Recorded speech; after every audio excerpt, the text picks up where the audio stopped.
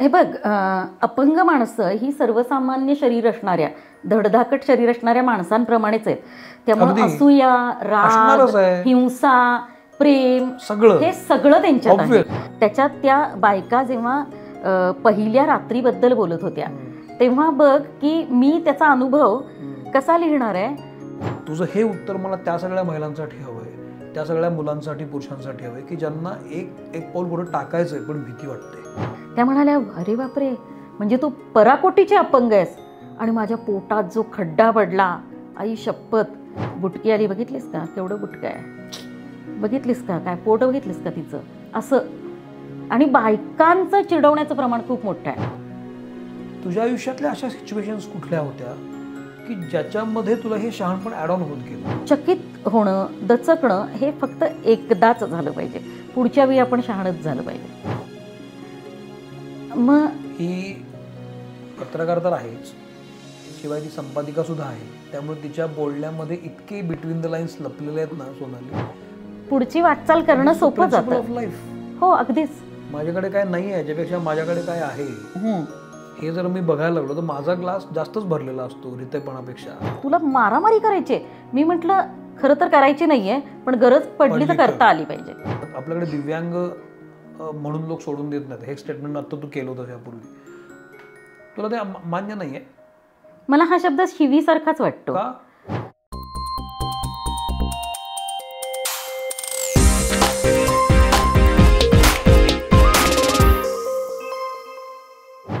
नमस्कार, मी सौमित्र बोटे, मित्रमणेमध्ये तुम्हा सगळ्यांचं स्वागत. आज मी आहे कोल्हापुरामध्ये आणि कोल्हापुरात आपण भेटायला आलोय सोनाली नवांगुळला. सोनाली, मी तुझं मनपूर्वक स्वागत करतो.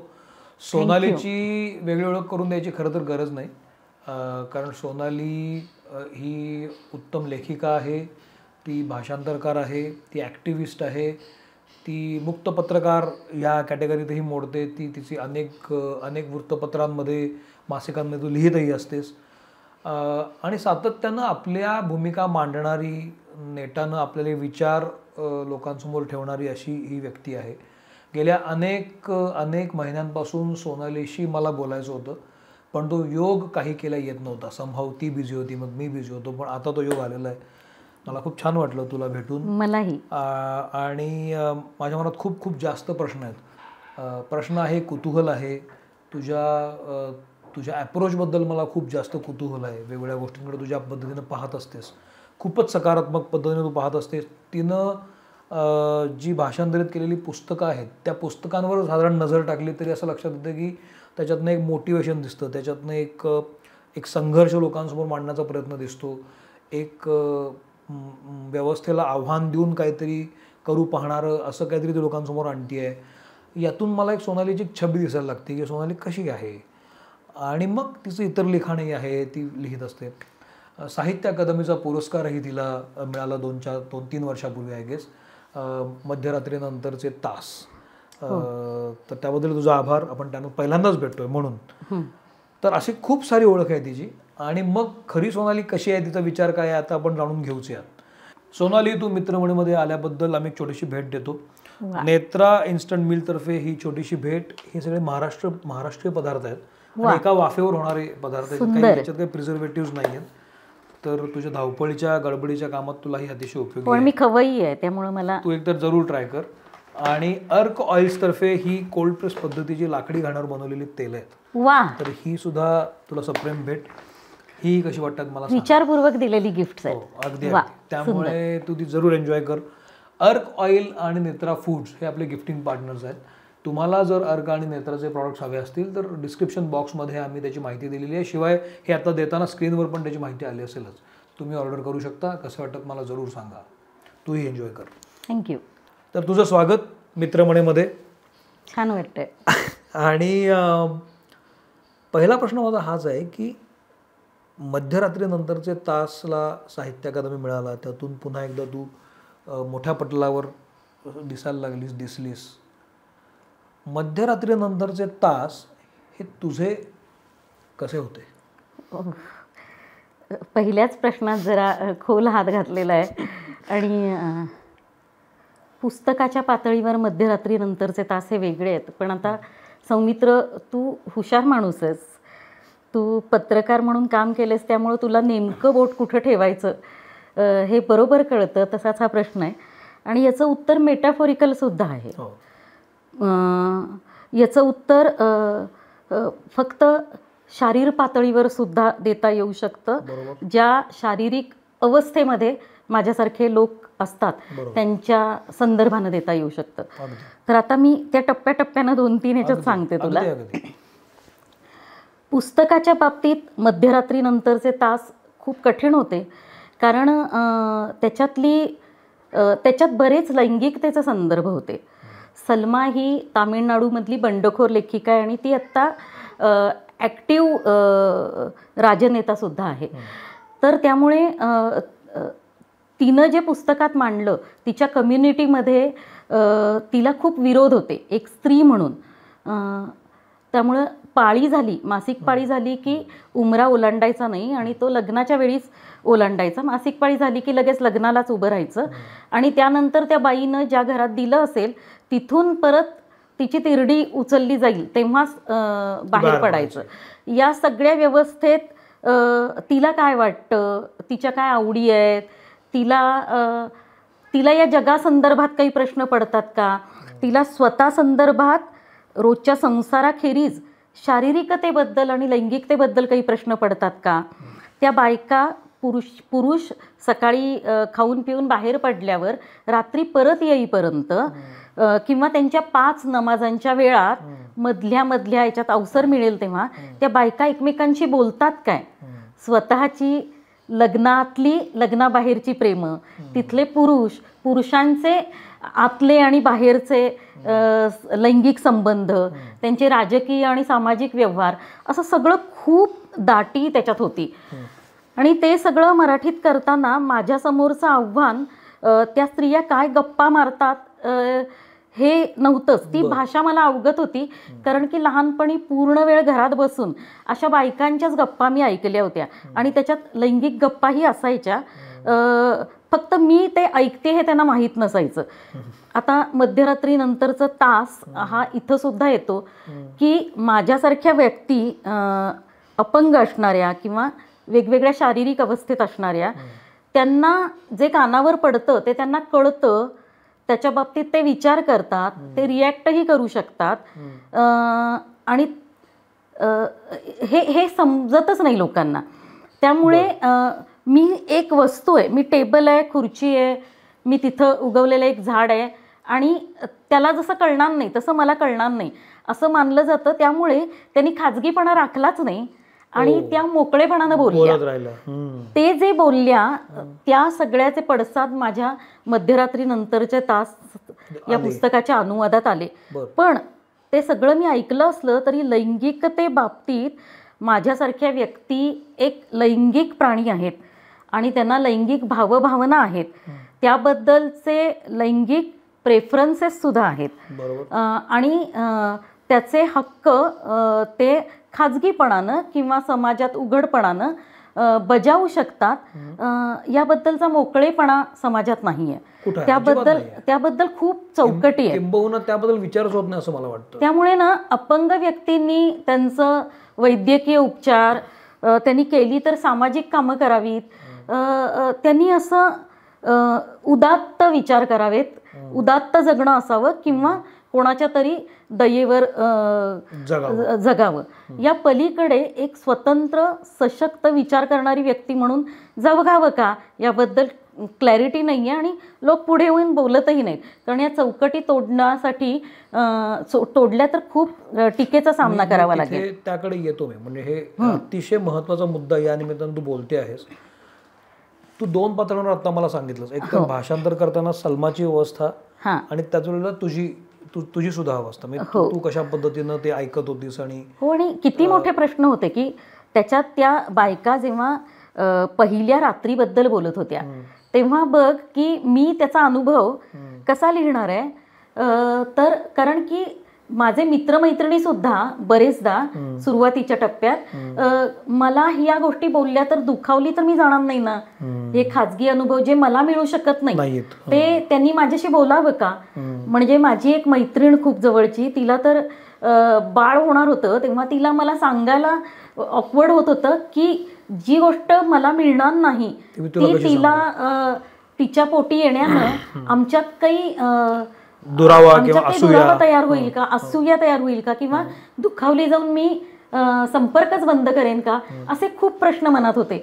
पण मला हे सगळेच अडथळे मध्यरात्रीनंतर पण या सगळ्यामध्ये एक या कम्युनिटीची म्हण किंवा एक प्रतिनिधी म्हणून अशा ज्यांची काही मर्यादा असतात जगण्यामध्ये, त्या लोकांची मानसिकता कशी असते? खरं तसं असते का? किंवा ती असूया तयार होते का? किंवा जे तुला मिळतं ते मला मिळत नाहीये म्हणून ते एक वाईट वाटणं असतं, असं होऊ शकतं? असं असतं? हे बघ, अपंग माणसं ही सर्वसामान्य शरीर असणाऱ्या, धडधाकट शरीर असणाऱ्या माणसांप्रमाणेच आहेत. त्यामुळे असूया, राग, हिंसा, प्रेम हे सगळं त्यांच्यात आहे. त्यामुळे तुम्ही कुठच्या आर्थिक, शैक्षणिक, सामाजिक पर्यावरणात मोठे होताय आणि तुम्हाला किती संधी नवा विचार करण्याची मिळते यावर तुम्ही त्या सिच्युएशनला कसं रिस्पॉन्ड करणार हे ठरत जातं. तर त्यामुळे मी तो अनुवाद करताना जो मध्ये भाग राहिला तर त्याच्यात आता कॉन्डम असा शब्द ग्राम्य भाषेत ते म्हणतात की अगं तुला इतकी पोरं होत आहेत, तुझा नवरा पिशवी लावत नाही काय? तर आता पिशवी लावत नाही काय हे मी नंतर त्यांचं ट्रान्सलेशन केलं. पण हे करताना ओळ आपण जेव्हा मनातल्या मनात विचार करतो आणि आपण ती आपल्या भाषेत करून ती टाईप करतो, याच्यात महदंतर आहे. कारण आपण ती वाक्य लिहिलं म्हणजे त्याची जबाबदारी अनुभवासहित आपण त्याच्यात ओततो. तो अनुवाद नसतो फक्त ना, त्याच्यात आपण पुष्कळ गोष्टी ओतलेल्या असतात. तर ते करताना एक एक माझी मध्यरात्री नंतरची तास सरत होऊन पहाट होत होती. याचं कारण की मी माझ्या खूपशा न्यूनगंडांना आणि मला जे वाटत होतं की ही आपली लक्ष्मण रेखा आहे किंवा ती आपली लक्ष्मण रेखा आहे हे मला समाजानं सांगितलंय, तर त्या ओलांडायचा ज्या सलमाला मी पाहिलं सुद्धा नाही त्या सलमाच्या मदतीनं प्रयत्न केला आणि त्यातूनच धाडस मिळून व्यक्तिगत आयुष्यात सुद्धा शारीरिक न्यूनगंड आणि शारीरिक अनुभव या बाबतीतली चौकट सुद्धा मला ओलांडता आली आणि अनुभव संपन्न होता आलं. तर त्या अनुभवातून तुम्ही अधिक चांगलं लिहू बोलू शकता आणि जो आत्मविश्वास या सगळ्यातनं तुम्हाला मिळतो की नॉर्मल माणसांसाठी जे जे आहे ते मला पटणाऱ्या नैतिकतेत आणि कोणाचं शोषण न होता, स्वतःचं शोषण करू न देता मला सगळे आनंद पुरेपूर घ्यायचा हक्क आहे, हे मी स्वतःशी बोलले आणि मी ते करू शकले. तर एक पुस्तक आणि एक अनुवाद तुम्हाला इतके मध्यरात्री नंतरचे तास ओलांडायला लावतो. पण ते येण्यापूर्वी हा प्रश्न खूप मोठा आहे म्हणून मी तुला सांगते की खूप भावनिक आणि शारीरिक पातळीवर काही मोजके बाहेर पडू शकतात, बाकी खूप आबाळ आहे. ह्याचं कारण काय? कारण पुन्हा समाजाच्या झापडबंद चौकटी, अपंग व्यक्तींनी कसं दिसावं, कसं असावं, कसं वागावं, कुठे व्यक्त व्हावं, घरच्या निर्णयात किती सहभागी व्हावं, घरात त्यांच्या सगळ्या ॲक्सेसिबिलिटीचा किती विचार व्हावा, या सगळ्या गोष्टींबद्दल. आणि मग असं असतं की जे अपंग असतात त्यांचे उरलेले लोक सेवा करत असतात, त्यांना समजून घेत असतात असा समज असल्यामुळे त्यांच्या ती माणसंसुद्धा जी या अवस्थेत आहेत ती आपल्या हक्काबद्दल बोलणं म्हणजे भांडण करणं नव्हे, आपल्याला समजुतीनं एकमेकांना आपल्या गरजा सांगता येऊ शकतात आणि एकमेकांच्या मदतीनंच ओलांडता येऊ शकतात. आपण एकमेकांबरोबर को एक्झिस्ट करतो, सहअस्तित्व आहे आपलं. म्हणजे एक गोष्ट माझ्याकडे कमी दिसत असेल दिसताना, परंतु माझ्याकडे कुठची तरी दुसरी गोष्ट प्रबळ असेल जी तुमची कमतरता पूर्ण करू शकते. बरोबर. तर हा को एक्झिस्टन्स समजून जगणं नसल्यामुळं आणि आपल्या संस्कृतीतच एकूण एक देणारा एक घेणारा, मग घेणारा थोडासा कमजोर, थोडासा गरजू, त्यामुळे त्याला थोडं कमी महत्त्व आणि देणाऱ्याचं महत्त्व मोठं, अशी थेट स्ट्रक्चर झाल्यामुळं माणसं आपल्या हक्कांबद्दल बोलत मला एक सांग, हे सगळे एकीकडे होत असताना सुद्धा म्हणजे फॅमिली कौटुंबिक पातळीवर काय होत असेल हे मी समजू शकतो, कारण त्या घरातली 4 माणसं असतात आणि तो त्यांचा व्यक्तिगत एकमेकांशी असलेला संबंध असतो की तुम्ही तुमचे हक्क मांडता, तुमचं ऐकून घेतलं जातं की नाही. पण जेव्हा समाजामध्ये तुमच्या मित्रमैत्रिणींबद्दल आपण बोलतो तेव्हा समाजामध्ये असं चित्र दिसतं की लोक तुमची मदत करत असतात, तुमच्या गरजेला धावून येत असतात, तुम्हाला हवं तिथं मदत म्हण किंवा जिथं गरज असेल तिथं ते असतात.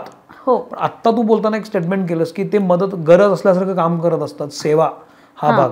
पण हा दिखावा असतो, ही त्यांची एक गरज असते का? पुष्कळदा दिखावा नसतो, पण समाजाचं वळण जसं आहे तसा सहजच माणूस त्या सवयीत ढाळला जातो. की कसं आहे की आता मदत का लागते, कारण समाजात पायाभूत सोयी नाहीत. म्हणजे मला दुकानात एखाद्या जायचंय, मला आता समजा कानातली घ्यायची आहेत, लिपस्टिक घ्यायचंय, किंवा मला एखाद्या दवाखान्यात जायचंय की तिथं पायऱ्याच आहेत जायला, बरोबर, तिथे रॅम्प नाहीये व्हीलचेअरला व्यवस्थित सोयीचा व्हील असा, तर मला मदत घ्यावी लागणार. बरोबर. म्हणजे मी आपली मज्जा म्हणून मदत घेते का? समाजात स्ट्रक्चर नाही, ते सोयी नाही आहेत. मग अशा वेळी मदत पुरवणं ही एकमेकांची जबाबदारीच आहे, ती खूप मोठी केलेली सेवा नाहीये. सेवा म्हणून आपण थोडंसं मदत घेणाऱ्याला ना ऑकवर्ड करून टाकतो आणि म्हणूनच बरेचदा माणसं ते सगळं लादलं जाईल म्हणून मदतच घेत नाहीत, की बाहेरच पडायला नको. कमीत कमी मदत घेतली तर उपकार फेडण्याची कमीत कमी वेळ येईल.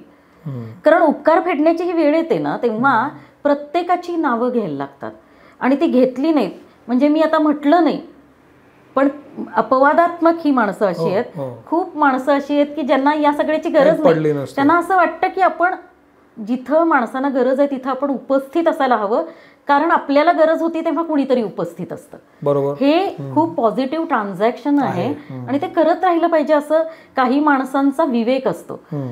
पण बरेचदा नसतो, तेव्हा मग ते मदत करायला धावतात. म्हणजे आता कसं की आता बघा की एकदा इथं तलवार चौकात मी पॉवर चेअर घेऊन मला रंकाळ्याला जायचं होतं आणि मी गर्दी होती, सिग्नल पडायचा होता म्हणून मी थांबले होते.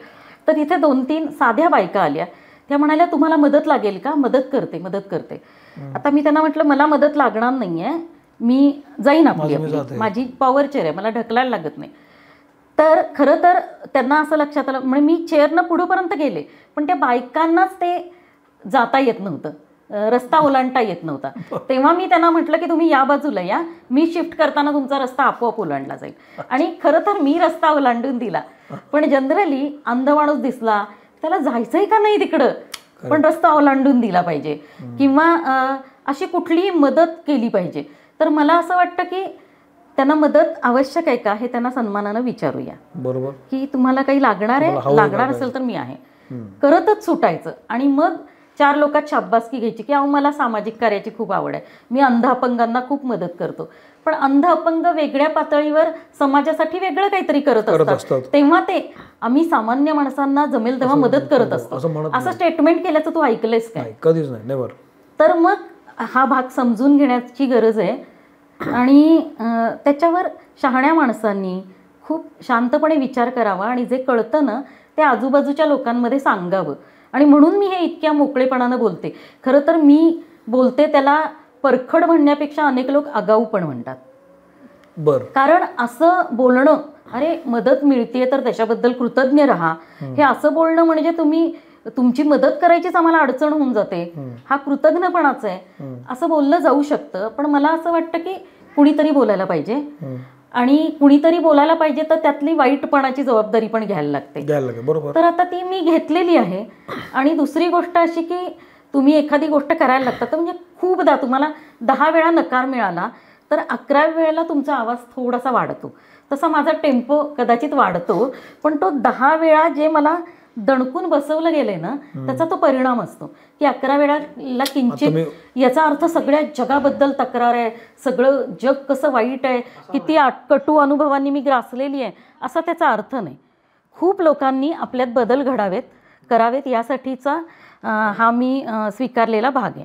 हे सगळं बोलायला धाडस लागतं, एक भूमिका घ्यायला लागते, त्या भूमिका घेतल्यानंतरचे परिणाम भोगावे लागतात, चांगले वाईट. जसं तू आता म्हणालीस, काही लोक कृतज्ञ म्हणतात, काही लोक आगाऊ म्हणतात. तू आधीपासून अशी होतीस, तू जी पुस्तकं ट्रान्सलेट करतेस त्याचा सूर पण असाच आहे की ज्याच्यामध्ये काहीतरी म्हणणं आहे, ज्याच्यामध्ये स्ट्रगल आहे, ज्याच्यामध्ये प्राप्त परिस्थितीच्या झगड्यातून बाहेर पडण्यासारखं असं दिसतं मला सगळं. की तुझ्यामध्ये तू आधीपासून अशी होतीस की हळूहळू अशी झालीस? मी बोलकी होते. होय. पण अपघातानंतर खूप काळ घरात बसून राहायला लागल्यावर मला असं वाटतं की नाही की मला माणसांना एकटा वेळ, आता आपण स्लो लिव्हिंगबद्दल वगैरे बोलतो, एकटा वेळच माणसांना मिळत नाही. मी खूप एकटी होते घरात. मला खूप आवाज ऐकू यायचे. मला कुठेच जायचं नसायचं आणि कुठूनच परतायचं नसायचं. तर त्यामुळे ना मला बघण्यासारखं आणि रिचवण्यासारखं पुष्कळ होतं. ऋतू बदललेले जे असतात ते आपल्याला खिडकीबाहेरच गेल्यावर कळतं.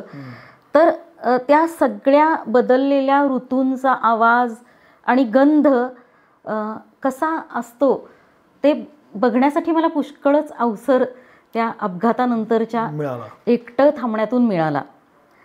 तर मला असं वाटतं की तिथं माझी बोलण्याची तयारी झाली नव्हती. आज आता हे सगळं आज परतून ज्या जागी मी उभी आहे तिथून पाहताना मला दिसतं, त्यावेळी त्या याच्यात आपल्याला कळत नाही की आपलं काय चाललेलं आहे.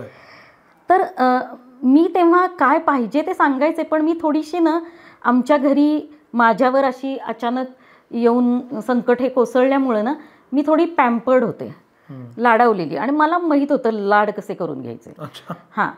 तर त्या नादात मी कधी कधी माझ्या धाकट्या बहिणीच्या आवडीची गोष्टसुद्धा माझ्याचकडे घेतलेली आहे. कारण की आईबाबांना असं वाटतं की ही एका जागी आहे, बिचारी असं कोणी म्हटलं नाही, पण ही एका जागी आहे तर हिला सगळं जे पाहिजे ते आधी मिळालं पाहिजे.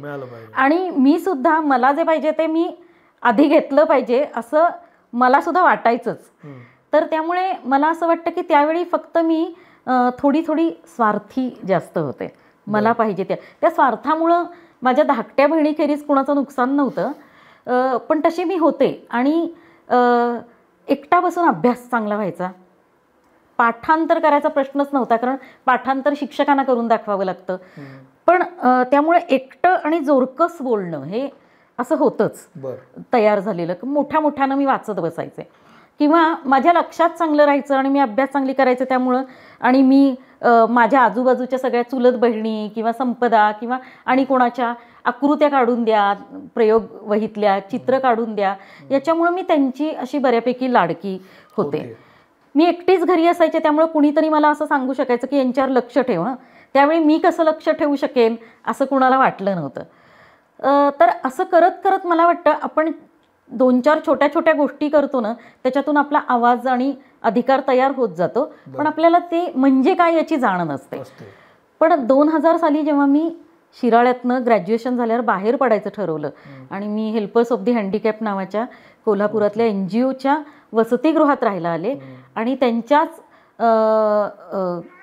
कार्यालयात ताराबाई पार्कातल्या काम करायला लागले आणि माझ्याकडे एक एक कामाची जबाबदारी येत गेली.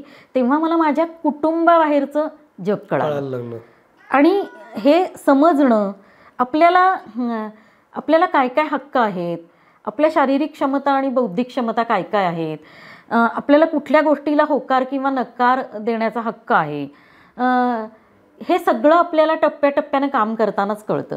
तर मला वाटतं मी NGO 2000 साली सोशल वर्कर म्हणून जॉईन झाले. तिथं माझा खऱ्या अर्थानं कळण्याचा प्रवास सुरू झाला. स्वीकारण्याचा जो प्रवास असतो, स्वीकारणं, एखादी गोष्ट स्वीकारणं, मग कुठला अपघात असू दे किंवा आपल्याला असलेलं अज्ञान स्वीकारणं असू दे किंवा परिस्थिती जी काय ती स्वीकारणं, हा भाग असू दे, हे इथून पुढे सगळं सुरू होतं. म्हणजे तुम्हाला ते स्वीकार आला की मग त्यातून तुम्ही पुढे एक गोष्ट जाता. तुझ्यामध्ये जो वाईज एक दृष्टिकोन आला, अप्रोच आला या सगळ्या स्वीकारण्यातला, हा कुठून आला, हा कधीपासून आला? तर खूप कटकट करण्यातनं आणि खूप नाकारण्यातच ना आपल्याला हे मिळतं. म्हणजे असं की शिराळ्यात असताना आम्ही प्रवासाला दरवर्षी जायचो. म्हणजे आम्ही 4 जणं आणि दिगवडेकर काका म्हणून शिराळ्यात होते, त्यांच्या घरातले 4 जणं. तर आम्ही अशी गाडी ठरवून जायचो, कारण मला वर्षभरात कुठंच बाहेर पडायला संधी नसायची ना. तर मग आम्ही खूप लांब लांबच्या ट्रिप्स करायचो. आणि मला आत्ता आश्चर्य वाटतं की ओमनी सारख्या गाडीतून आम्ही इतके लोक दाटीवाटीनं किती आनंदात जायचो. आणि असं वाटतं की आता आपल्याला किती आराम आणि चैन लागते, पण त्यावेळी सहलीला जायचंय, डबे घेऊन जायचंय, झाडाखाली कुठेतरी थांबून दही भात आणि डाळ कांदा खायचाय. ही गोष्ट इतकी सुखाची होती की वर्षभर त्या सुखात तरंगता यायचं. बरोबर. तर तेव्हा आम्ही व्हीलचेअर भाड्यानं घ्यायचो, कारण जसजसं वय वाढायला लागलं तसतसं मला उचलून नेणं सगळीकडे कठीण झालं. तर कोल्हापुरातनं आम्ही व्हीलचेअर रोटरीमधनं भाड्यानं घेतली होती. इथल्या एका काकूनं मला सुचवलं होतं म्हणून, बाबांना माझ्या, आणि आम्ही व्हीलचेअरनं मग जिथं शक्य आहे तिथं फिरवायचो. पण व्हीलचेअरमध्ये बसून फोटो काढायला मला आवडायचं नाही. मग मी सांगायचे त्यांना, आधी मला उचला, फोटो याच्यात काढायचा नाही. मी खूप कटकट करायचे, रुसून बसायचे की मला कोणीतरी उचलून घ्या किंवा मला खुर्चीत ठेवा आणि मग माझा फोटो काढा. कारण मला असं वाटायचं की मी व्हीलचेअरवर असले ना तर मी किती जास्त मला काहीतरी झालंय, अपंग मी आहे हे लोकांना थेट कळतं. उचलून नेलं असेल तर काहीतरी पायाला लागलंय किंवा काय, कोणी विचारत नाही. झरझर झरझर माणसं उचलून पुढे जातात. पण व्हीलचेअर थांबवता येते, काय झालंय, अरे अरे अरे असं लोकांना बोलायला मोका मिळतो. तर तो मला नको होता आणि मला खूप लाज वाटायची. किंवा कोणी मला माझ्या अवस्थेविषयी बोलायला लागलं, मी त्यांना जोक सांगायचे, मी त्यांना एखादं कोडं सांगायचे की ते त्यांनी सोडवावं, कारण या प्रश्नापर्यंत त्यांनी येऊ नये. हां, की माझे कपडे ओले होत आहेत का, मग आता जन्मभरच हे असं असणार आहे का, मग आता कसं व्हायचं या बिचाऱ्या मुलीचं, हे सगळं मला टाळायचं. तर याचा अर्थ मी ते प्रश्न सोडवले नव्हते. मध्यमवर्गीय सवयीप्रमाणे वळसा घातला होता आणि ते प्रश्न दिसू नयेत याच्यासाठी ते म्हणतात ना अंडर द कार्पेट. ते कार्पेट काय, आपल्याकडे सतरंजा असतात, चटया असतात, फडताळं असतात, कोनाडे असतात, त्याच्यात आपण हे टाकून देतो आणि आपण बोलत नाही. पण हेल्पर्समध्ये आल्यावर जेव्हा नसीमा दीदींनी सांगितलं की पहिल्यांदा स्वतःची व्हीलचेअर घ्यावी लागेल आणि व्हीलचेअरवरनंच सगळं करावं लागेल, कारण हिला स्पायनल कॉर्ड इंजुरी आहे, पॅराप्लेजिया आहे, त्यामुळं जमिनीवरनं घसरणं हे चालणार नाही, कारण जखमा झालेल्या कळणार नाहीत, लघवी संडासचं सेन्सेशन नसल्यामुळं इन्फेक्शन लवकर होऊ शकतं, तर व्हीलचेअरवरनं सगळं शिकायचं. तर अधिक मला कठीणच वाटलं, कारण तिथे इतक्या व्हीलचेअर्स त्या वसतिगृहात, इतके कुबडी आणि वॉकर वापरणारे, 1-2 अंध, 1-2 पाय नसणारे, 1-2 हात नसणारे, असं सगळ्या प्रकारचे अपंग होते. आणि मला खूप भीती वाटली की आपण आता पृथ्वी असतो आणि बुध असतो तसा अपंगांच्या ग्रहावर आलो का काय, म्हणजे आपण एकटे पडलो आता, म्हणजे आपलं सगळं वेगळं, इथं सगळे अपंगच राहणार झाडून, आणि नॉर्मल माणसं, फिजिकली नॉर्मल हा शब्द चुकीचा आहे, धडधाकट माणसं असणार नाही, तर धडधाकट माणसांचं वेगळं जग, अपंगांचं वेगळं जग. मला हे खूप विचित्रच वाटलं. म्हणजे मी कायम अशा धडधाकट माणसांमध्ये राहिले होते आणि मला कोणी अपंग म्हटलं नव्हतं. तर भाषा तुम्ही काय वापरताय ना खूप फरक पडतो. तुम्ही म्हणजे अपंग, पोलिओ असणं, आता लोकसंख्येची मोजणी करताना 23 प्रकारची अपंगत्व त्याच्यात सांगितलेली आहेत आणि प्रगणकानं त्याचं प्रशिक्षण घेऊन त्या अपंगत्वाची नोंद करायची. म्हणजे किती बाबा पोलिओ अजून शिल्लक आहे का त्याचं पूर्ण आपण निर्मूलन झालो आपण असं म्हणतो, तर किती शिल्लक आहेत, पॅराप्लेजिक किती आहेत, अपघातानं झालेले, जन्मतः किती आहेत, सेरिब्रल पाल्सी आहे का, ऑटिस्टिक आहे का, अशा ड्वार्फ आहे का. आता माझी जी सहकारी आहे मंदा, तिची उंची एकदम जन्मतः कमी आहे, तर ड्वार्फ प्रकारातलं बुटकेपण हे अपंगत्व आहे. तर हे सगळं आता नोंदलं जातं. पण लोकांना माहिती नसतं तेव्हा लोक सरसकटीकरण करतात. तर याबद्दल खूप व्यवस्थित बोललं गेलं पाहिजे. तर मला पण अपंगांच्या संस्थेत आल्यावर सुद्धा पहिल्यांदा जेव्हा मी माझा फॉर्म भरायला लागले, तिथल्या ज्या एक पोलिओ असणाऱ्या बाई होत्या, ज्या तिथल्या व्यवस्थापक होत्या, वसतिगृहाच्या मुख्य होत्या, त्यांनी मला विचारलं, सोनाली तुला काय झालंय?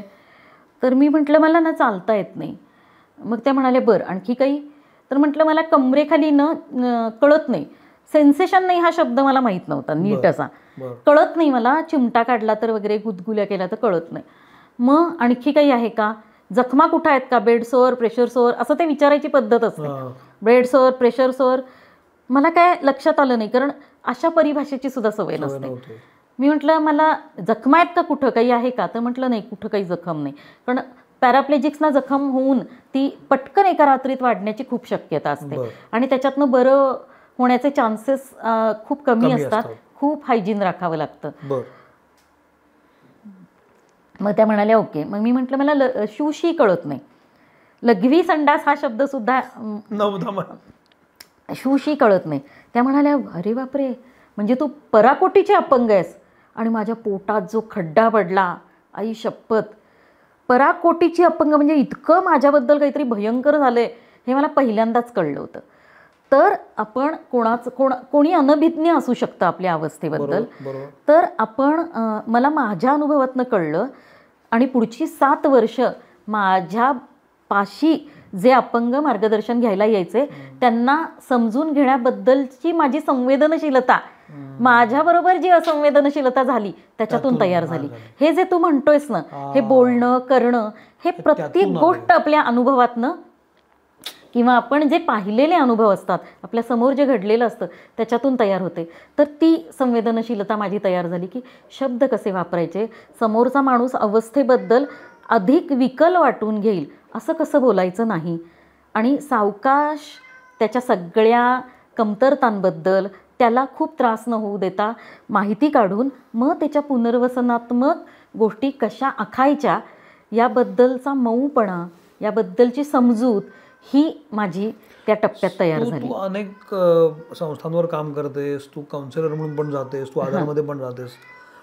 आता तुला काय वाटतं की आत्ता परिस्थिती काय आहे? अशी जी मंडळी असतात त्यांना खरंच अजून आता समजून घेण्याची, म्हणजे जे धडधाकट विश्व आहे, धडधाकट मंडळी आहेत, ते आता समजून घेऊ लागली आहेत का? त्यांना ह्या लोकांना कशा पद्धतीने काउन्सिल केलं पाहिजे त्याबद्दल एक अवेअरनेस आला असं तुला वाटतं का, की नाही? काय करणं गरजेचं आहे आत्ता? काय होतंय? अवेअरनेस पूर्वीपेक्षा खूप प्रमाणात आला आहे. आणि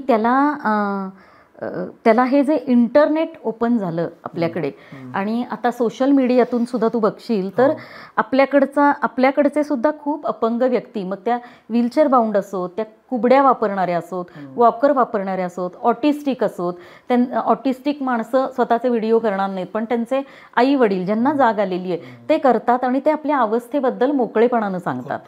आणि अशामुळे खूप, म्हणजे आता एखादी माझी नाशिकमधली मैत्रीण आहे, ती सांगते की अपंगत्व प्रमाणपत्र काढताना अजूनही सिव्हिल हॉस्पिटलमध्ये काय त्रास होतोय आणि किती फेऱ्या घालायला लावतात ते. मग तसं ती सांगते तेव्हा मग शासनापर्यंत ते पोचतं. तिला कधी कधी ते पोचणं शक्य नसतं, कारण अजूनही जुन्या इमारतींमध्ये जिल्हाधिकारी कार्यालय, समाज कल्याण अधिकारी कार्यालय आहे, त्यामुळं प्रत्येक वेळी अधिकाऱ्यापर्यंत पोचणं शक्य नसतं. अशा वेळी सोशल मीडियाचा वापर करून असे हे करून ते करतात.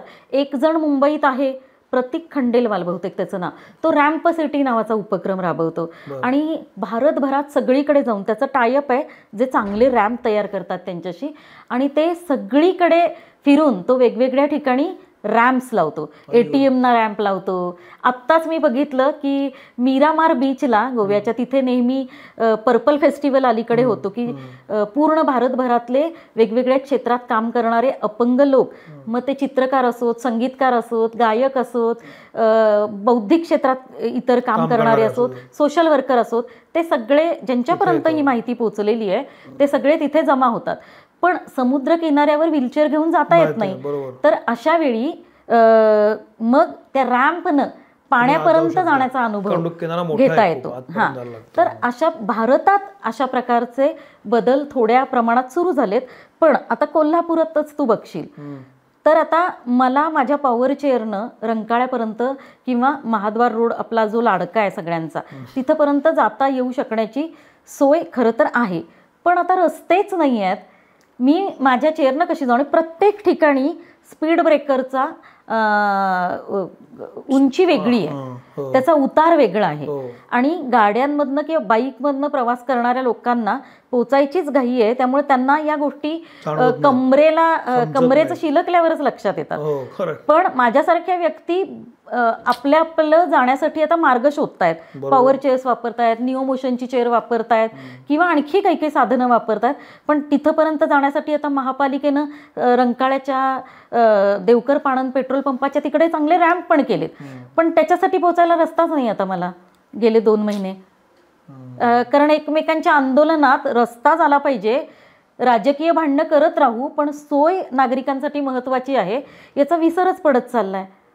तर त्यामुळे मला पोचता येत नाही. तर ह्या गोष्टी जेव्हा आता माझ्यासारख्या व्यक्ती पाणीपुरी खाताना दिसतील, स्वतःचे कपडे घेताना दिसतील, दवाखान्यात आपले आपले जात आहेत असं दिसेल, नाट्यगृहात, सिनेमागृहात, ST स्टँडवर, रेल्वे स्टेशन्सवर अशी आम्हाला दिसतील, तेव्हा मग काय अडचणी येत आहेत ते लक्षात घेऊन लोकांनाही नजरेला सराव होईल की हे लोक असे सुद्धा करतात. नाहीतर पूर्वी मी महाद्वार रोडवर जायचे 18 वर्षापूर्वी, जेव्हा मी स्वतंत्र घर घेऊन राहायला सुरुवात केली, तेव्हा ते म्हणायचं की अरे आमच्यासारख्या लोकांना, धडधाकट लोकांना इथं चालणं अवघड आहे, तुम्ही कशाला येता इथं, तुम्ही सुखी बसा की घरी. किंवा त्यावेळी फक्त पार्वती मल्टिप्लेक्सला मागच्या बाजूने जायची सोय होती, नाहीतर सिनेमा बघायची माझ्यासारख्यांना सोय नव्हती, उचलून कोणी व्हीलचेअर नेली तरच. तर मग ते म्हणायचे अहो कडमडत कशाला येता इथंपर्यंत. म्हणजे आता त्यांचा हेतू काही वाईट नाही, त्यांना म्हणायचं की तुम्हाला आणखी काही इजा झाली तर किती भोगायला लागेल, त्यापेक्षा तुम्ही सेफ राहा. पण सेफ राहून सेफ एन्व्हायरमेंटमध्ये जगण्याचे सर्व तऱ्हेचे आनंद नाही ना घेता येत. सगळं आता महाद्वार रोडमध्ये मी म्हणते तिथं जाऊन मला घासाघीस करत क्लिपा घ्यायच्यात आणि काही खायचं प्यायचंय, किंवा मी म्हणते मला देखणे पुरुष निहाळायचे, तर मला काय वाव आहे का नाही. तर मग मला असं वाटतं की काही प्रमाणात लोकांची दृष्टी बदलतीये, पण ते जे आहे ना, हमसे आया न गया तुमसे बुलाया न गया, फासला प्यार में दोनों से मिटाया न गया, तसं काहीसं होतं की इकडूनही थोडी समजुतीची गरज आहे, इकडूनही थोड्या लोकांनी पुढे यायला पाहिजे आणि आपल्या अवस्थांबद्दल, आपल्या अडचणींबद्दल, आपल्याला नक्की कुठे मदत लागते आणि मदत जिथं जिथं लागते तिथं तिथं पायाभूत सोयी, इन्फ्रास्ट्रक्चर उभारून त्या मदतीच्या वेळा कमी करता येईल का, आणि मदतीच्या वेळा कमी झाल्या तर आपोआप कॉन्फिडन्स वाढतो. आता तू बघ, घरात अगदी साधं ठेच लागली, पाय फ्रॅक्चर झाला, हात फ्रॅक्चर झाला, अलीकडं काय ते अँकल, पुष्कळ जणांचं काय पायाचं किंवा हाताचं मनगट डॅमेज असतं, किती चिडचिड करतात लोक की स्वतःची स्वतः कामं करता येत नाहीत म्हणून. मग ज्यांना या अवस्थेत आयुष्यभरच राहायचंय त्यांची पायाभूत सुविधा नसण्याबद्दल किती चिडचिड होईल. त्यांना कुणीतरी चिडवतं. म्हणजे अजूनही असं होतं की मंदा आणि मी फिरायला जातो की नाही तेव्हा, किंवा कुठेही अजूनही भाजीवाले काही समजूतदार आहेत, काही नाहीत, तर ते त्या अवस्थेबद्दल एकमेकांना खुणावून चिडवतात बरं का. म्हणजे बुटकी आली बघितलीस का, केवढं बुटकं आहे, बघितलीस का, काय पोट बघितलीस का तिचं, असं. आणि बायकांचं चिडवण्याचं प्रमाण खूप मोठं आहे, हे तुला खरंच सांगते. पुरुषांचं बरेचदा लक्ष सुद्धा नसतं. बायका एकमेकांच्या कानात एकमेकांना खाणाखुणा करून या वेगळ्या अवस्थेतल्या स्त्री किंवा पुरुषांबद्दल सांगतात आणि हसतात. आणि मी म्हणते एकदा दचकलात, एकदा फिसकन हसू आलं, ओके. दुसऱ्यांदा हसू आलं, कमी हसू आलं, ठीक आहे. तिसऱ्यांदा तुम्ही पुढे जाऊन विचारणार की नाही की काय ताई काय झालंय हो, कायमचं आहे का असं, त्याचा काही त्रास आहे का तुम्हाला, ते सुद्धा विचारू का असं विचारून. आता एखादा धडधाकट शरीराचा माणूस दिसला तर मी त्यांना विचारणार, दादा असा लंगडत का चालताय, तुम्ही शर्ट का घाणगडा घातलाय, असं मी विचारते का. म्हणजे खाजगीपणाचा भंग करण्याचा अधिकार धडधाकट लोक एकमेकांना देत नाहीत, तर माझ्या खाजगीपणाचा भंग करायचा अधिकार तो समस्त जनतेला आहेच आहे. हा कॉन्फिडन्स कुठून येतो, त्याचा जरा विचार करावा असं मला वाटतं. त्यामुळं अवस्थांबद्दल साक्षर करणं, कारण नवीन नवीन लोक ॲड होतात, तेव्हा अवस्थांबद्दल साक्षर करण्याचं काम न थांबता अथकपणे करावं लागणार आहे आणि न चिडता करावं लागणार आहे. पण कधी कधी माझ्यासारख्या व्यक्ती चिडल्या, वैतागल्या तर समजून घ्या की खूप दाब आल्यामुळं, खूप वैतागल्यामुळं, खूपदा तीच गोष्ट सांगून झाल्यामुळं असं चिडल्यासारखं होतं. तर कधी तुमची असाक्षर अवस्था मी समजून घेईन, कधी कधी माझा राग, चीड तुम्ही समजून घ्या, त्याला दंभ समजू नका, किंवा आता काय ही मोठी झाली, ही काय अशीच बोलणार, तोंड फुटलंय असं समजू नका. कधी कधी असं होतं, माणसं रिॲक्ट होतात, तुम्हीही झालाय, मी होते, पण आपण पुन्हा एक समजुतीचा एक प्लॅटफॉर्म शोधूया. किती महत्त्वाचं आहे. या सगळ्यामध्ये दोन गोष्टी मला तुझ्याशी बोलताना जाणवल्या सोनाली. एक, सिच्युएशन्समधून आपण खूप जास्त शहाणे होतो. जशी तू तर बोलता बोलता बोललीस की एक सिच्युएशन जेव्हा तू हेल्पर्समध्ये गेलीस आणि त्या बाईनं तुला विचारलं, ती सिच्युएशन होती की पराकोटीची तू अशी आहेस की ग बाई, म्हटल्यानंतर तू एकदम उडालीस आणि मग काय झालं आणि त्यातून ते तू पुढं आलीस, कशा पद्धतीने बोललं पाहिजे, सिच्युएशन प्रसंगानं शहाणं केलं. हो, शहाणपण येतं. तुझ्या आयुष्यातल्या अशा सिच्युएशन्स कुठल्या होत्या की ज्याच्यामध्ये तुला हे शहाणपण ॲड ऑन होत गेलं. महत्त्वाचे काही टप्पे सांगू शकशील का? एक. आणि दुसरी गोष्ट, यातून पेशन्स पण बिल्टअप होत जातो तुमचा. तू ज्या पद्धतीनं बोलतेस ना त्याला पराकोटीचा पेशन्स लागतो, की तो तेव्हा म्हणजे एक डाऊन द लाईन 10 वर्षापूर्वी नसेल पण या ओव्हर द पिरियड ऑफ 10 वर्ष तो आलेला आहे. एकीकडे सिच्युएशन आपण हाताळत जातो, त्यातनं मार्ग काढत जातो आणि पेशन्स लेवल आपली वाढत जाते. सायमल्टेनियसली होत असावं. तुझ्या आयुष्यातले असे टप्पे कुठले होते की तू सांगशील की ही सिच्युएशन होती आणि यातनं तू ओव्हरकम कशी झालीस, की ती तुला होणं फार महत्त्वाचं वाटतं पुढच्या ग्रोथसाठी? एक पहिला टप्पा सांगते की जेव्हा स्वागत थोरात नावाच्या माझ्या मित्रानं मुंबईच्या स्पर्शज्ञान नावाच्या ब्रेल पाक्षिकाचं काम मला दिलं. मी उपसंपादक आहे त्याची. अजूनही तो अंक 2008 पासून आजपर्यंत, म्हणजे कोविडचे 6 महिने फक्त तो बंद होता, आत्तापर्यंत तो सलग चालू आहे. तर आता बघ, अपंगत्वाबद्दलचा मला 7 वर्ष NGOत काम केल्याचा आणि भारतभर फिरल्याचा अनुभव माझ्या गाठी आला आणि मला वाटतं की मला आता सगळं कळलं. तर मी स्पर्शज्ञांचं काम जेव्हा करायला लागले, माझ्या हातातलं पहिलं या मेनस्ट्रीम जगातलं पैसे कमावण्यासाठीचं आणि सन्मानाचं आलेलं काम हे स्पर्शज्ञांचं होतं. आणि मी अंकाचं काम करायला लागले. मग अगदी पहिला अंक जेव्हा छापून सगळीकडे गेला तेव्हा स्वागतला ब्रेलमधलं एक पोस्टकार्ड आलं होतं आणि त्याच्यात एका मराठवाड्यातल्या शिक्षकानं लिहिलं होतं की स्पर्शज्ञांचा पहिला अंक हातात पडला आणि मला माझ्या बोटांवर विश्वास बसेना. आपण म्हणतो की मला माझ्या डोळ्यांवर विश्वास बसेना. तर त्या रिॲक्शननंच खूप हे झालं की आपण चकित होतोय. याचा अर्थ आपल्याला तितकी सुद्धा संवेदनशीलता डेव्हलप व्हायची आहे की जे असं ओके सहज आहे, हे सहज आहे, ते डोळ्यांनीच म्हणजे डोळ्यांनी नाही, बोटांनीच वाचतायत, स्पर्शाने वाचतायत, माहीत नाहीये. आणि हे बघून सुद्धा माझ्या असं लक्षात आलं नाही. तर मला असं वाटतं की नाही, चकित होणं, दचकणं हे फक्त एकदाच झालं पाहिजे. पुढच्या वेळी आपण शहाणच झालं पाहिजे. एवढा वेळ नाही आपल्या आयुष्यात. आता जीवनमान वाढलं असेल तरी आपण 90पर्यंत जगू, तरी पण समजून घेण्यासाठी हा काळ कमीच आहे. अगदी हो. तर आणखी एक जसं झालं हे कळलं. पण माझी एक परिमला भट नावाची त्याच स्पर्शज्ञांच्या दरम्यानच ओळखीची झालेली मैत्रीण पहिल्यांदा माझ्याकडे राहायला येणार होती शिवाजी पेठेत. तेव्हा मी शिवाजी पेठेत राहायचे. तर ती आली आणि मी दार उघडलं आणि मी थोडी हे होते की तिला काही वाटता कामा नये आपल्या बाबतीत, म्हणजे आपण काही विशेष महत्त्व देतोय यानं ती हर्ट होईल आणि कमी महत्त्वसुद्धा देता कामा नये आपण, म्हणजे तिच्या अवस्थेबद्दल जास्तीचं जागरूक नाही राहायचं, पूर्ण ब्लाइंड. आणि तिनं ती व्यवस्थित एअर इंडियामध्ये जनसंपर्क अधिकारी म्हणून काम करत होती. कमला मेहतामध्ये तिचं खूप उच्च शिक्षण झालं होतं वगैरे वगैरे. आणि ती तिची स्वतःची संस्था पण चालवत होती.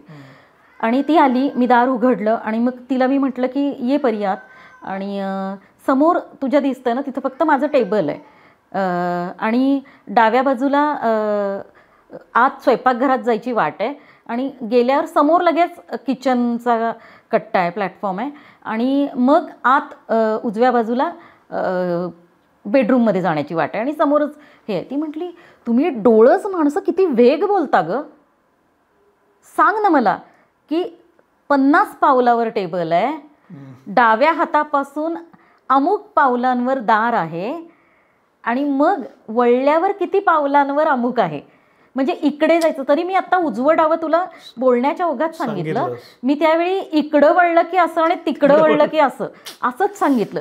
आणि माझ्या लक्षात आलं की आपल्याला संवेदनशीलता तयार होणं हा भाग खूप सजगपणे करावा लागणार आहे.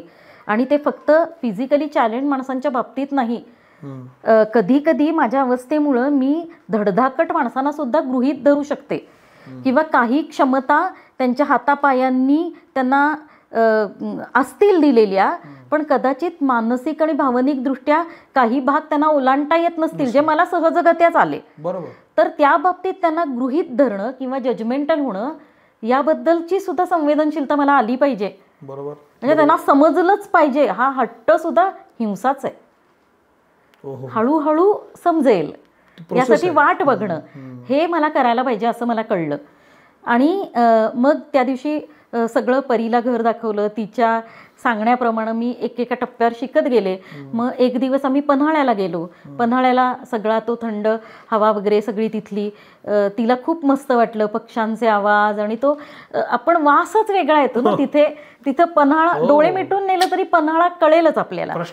पण तरीही मी तिला म्हटलं की अगं तू एव्हरेस्टवर काहीतरी 14,000 फुटांपर्यंत चढलेलीस, पण तुला मी विचारते की मी मार्क इंग्लिशची गोष्ट वाचली होती की त्याचा कृत्रिम पायामुळं त्याचा पाय हिमदंश होण्याचा धोकाच नव्हता असं तो म्हणाला.